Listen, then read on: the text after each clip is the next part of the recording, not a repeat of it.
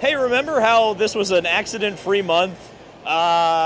Today just proved that wrong, and really the worst possible timing for two teams, two strong cars, two strong drivers in this year's Indianapolis 500.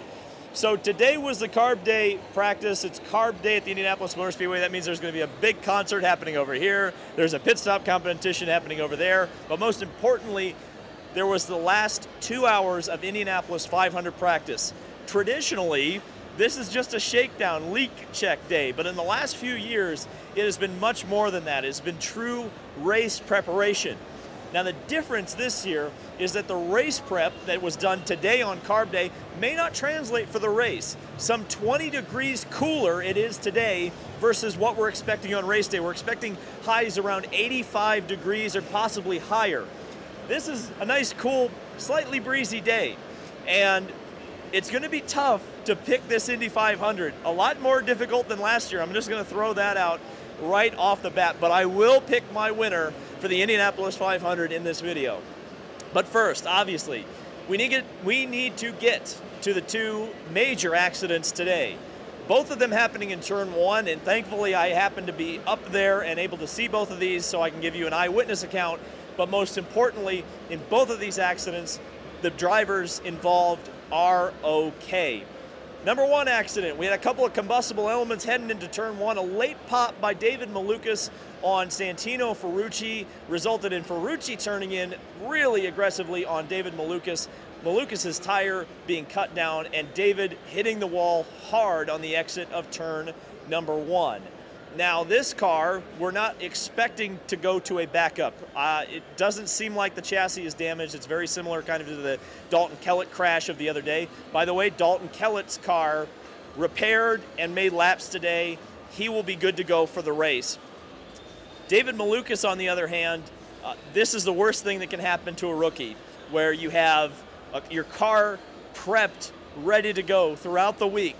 You've been fast, you've been quick, and then your car's in the wall. Now, on my initial viewing of the accident, again, eyewitness account, I saw it coming because Malukas popped late and then Ferrucci turned in on him.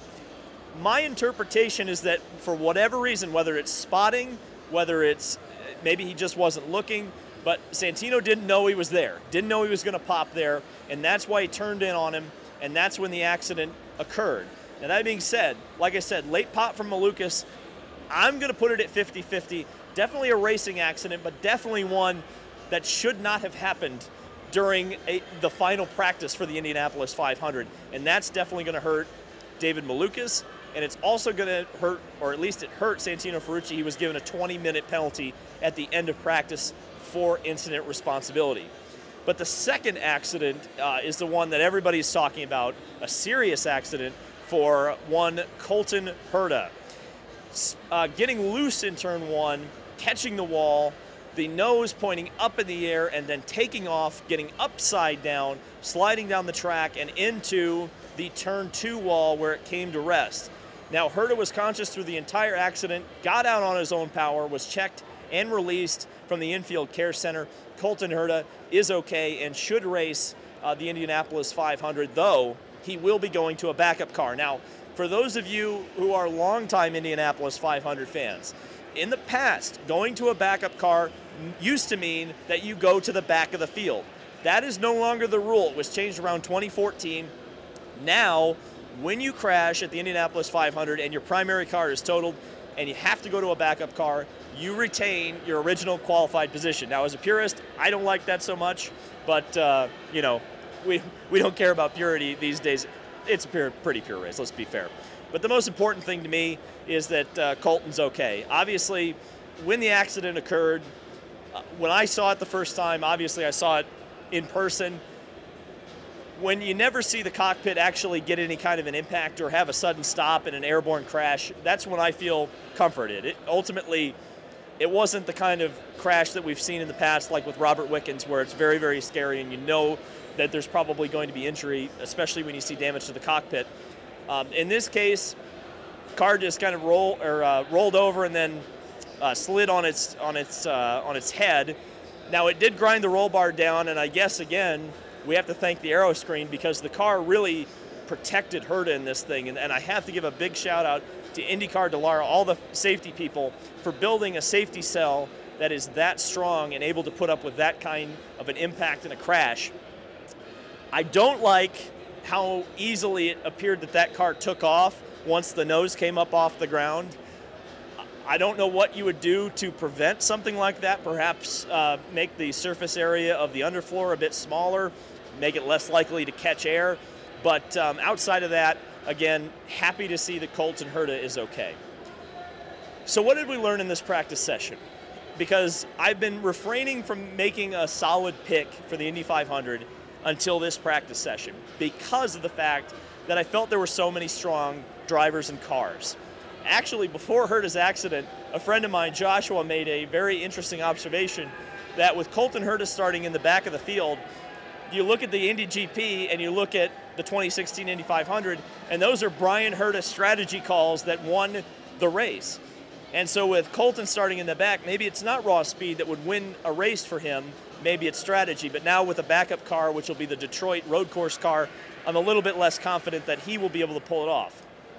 But looking at the back of the field, I think you look no further than Helio Castroneves. And I have to give a shout out to my cameraman, Racing Nation TV, for continuing to make the case for Helio. Now the important thing is, it's the same driver in the same car that won the race last year. And he looked so strong in traffic, it was unbelievable. It looked like he could pass anywhere in the field. And with a hot race, a slick race that we're expecting, having a car that handles really well is going to be paramount, particularly for Helio coming from the back of the field. The difficulty, like I said, I think on Monday with Helio, is going to be, can he avoid the accidents? If this practice session was any indication, we're going to see at least a couple. There's going to be guys trying to come from the back, guys in the front who have cars that they are uncertain of now that they've crashed them. It's going to be a very unpredictable race with the heat. So the guys coming from the back, that's going to be really, really difficult, and that's going to be the biggest hurdle that Helio will have to climb. I mentioned Takuma Sato as well, and I think he will race to the front. I think he will have a good day, but I don't think he has a race-winning car. And this is where it gets tough because we're down to two names. Rinus VeeKay. At this time, I'm not going to be picking Rinus VeeKay. Earlier in the week, I felt really confident about Rinus. I felt like he just had an aura around him. He felt like a race winner. But right now, I'm just not sure. I looked at the traffic running today. It didn't necessarily look like he had a stellar car. Now, he did tell me at one point, I think it was on Monday, that his car was really good in traffic and potentially really good in hot air. A good car in traffic is what won Helio the race last year. So I wouldn't totally count Rinus VeeKay out, but he's not my pick for victory. My pick for victory is Scott Dixon. No, I'm just kidding. The Dixon curse, I think, will happen again to Scott Dixon, unfortunately. The driver I'm picking to win this year's Indianapolis 500 is the driver who finished in second place last year. It's Alex Palou. Alex, I think, had the car to win last year, and it looks like he's got the car to win this year. He also has the Chip Ganassi pit crew, a strong pit crew. He's a championship caliber driver, and he's a driver who learned from the best of this era at the Indianapolis 500 last year, Helio Castroneves in that duel last year. With a hot race, you want a car that's going to be starting up front. You want a car that can lead the race. Palou had a car that could lead the race last year. And I think if it comes down to a duel, Palou learned the skills last year to win it. Right now, my pick is Alex Palou. Now, my disclaimer is, if you want to put $5 on it, be my guest. But don't bet the farm on this. The Indianapolis 500 is the Indianapolis 500 because it is an unpredictable race. In 106 runnings, only 21 pole sitters have won the race. It's not necessarily the fastest car that wins the race. It's the team and driver that best executes. So, here we go. I'm getting the goosebumps because we're very, very close to the Indianapolis 500, the greatest race in the world and the most exciting race in the world. We don't know what's going to happen. It was an exciting race today, but what we always get, and by the way, years that end in a 2 typically have a fantastic, close, exciting finish, or at least something notable about them. 1972, the first win for Team Penske. 1982, the closest finish of all time to that point, Rick Mears and Gordon Johncock. It was then topped one decade later with Al Unser Jr. and Scott Goodyear, even closer. My first Indianapolis 500, 2002, Helio Castroneves and Paul Tracy. one of the most controversial finishes of all time. 2012, Dario Franchitti and Takuma Sato side by side going into one. Sato trying to make the race winning pass, crashes, and Dario goes on to win. What will happen this year? I don't know. History seems to indicate that something special is going to happen. Thank you guys so much for watching. This has been David Land on YouTube. Subscribe for more Indy 500 and IndyCar content. And now stay tuned, I guess, for the greatest spectacle in racing. We'll see you in the next video.